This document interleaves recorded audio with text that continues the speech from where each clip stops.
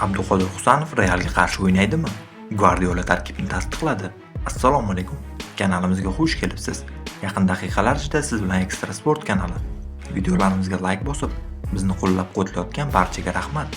Aynan sizni qo'llab-quvvatlashlaringiz tufayli biz ishlashda davom etamiz. Demak, bugungi dasturimizni boshladim.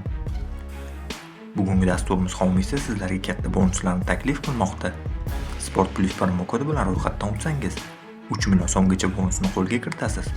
Hozirroq kommentariyadagi havola orqali ro'yxatdan o'ting va o'z bonusingizni qo'lga kiriting. Manchester City Yevropa Chempionlar Ligasining 1/8 final doirasidagi dastlabki uchrashuvini Real futbolchilariga qarshi Santiago Bernabeu stadionida o'tkazadi. Yevropa Chempionlar Ligasi 1/8 finalida Manchester City yana Realga to'qnash keldi. Bu jamoalarning oxirgi 7 yildagi o'zaro 12 uchrashuvi bo'ladi. Pep Guardiola Ispaniyaga yo'l olgan 23 nafar futbolchidan iborat quyidagi tarkibni tasdiqladi. Darvozabonlar Donluigi Donnarumma, Trafford, Bettinelli, himoyachilar Nunes, Allen, Husanov, Gehi, Stones, Diaz, Ake va Aït-Nouri. Yarim himoyachilar Rodri, Nico, O'Reilly, Reinders, Bernardo, Sherki, Foden.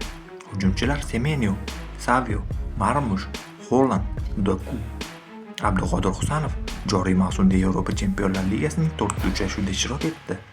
22 yoshli himoyachi Napoli, Bodo Glimt va Galatasaroyga qarshi to'liq o'ynagan bo'lsa, Bayer bilan bo'lgan bahsda 65-daqiqada almashtirildi. Real va Borussiyaga qarshi uchrashuvlarda zaxirada qoldirilgan Abduqodir Monaco va Villarreal bilan bo'lgan to'qnashuvlarda jarohat sabab qaydnomaga kiritilmadi. Husanovning Angliya Kubogi doirasida Newcastle-ga qarshi o'tgan yuqori darajadagi o'yinni yuqori baholayotgan muxlis mutaxassislar Real bilan bo'ladigan bahsda o'zbek futbolchisining boshlang'ich tarkibda maydonga tushishini kutmoqda.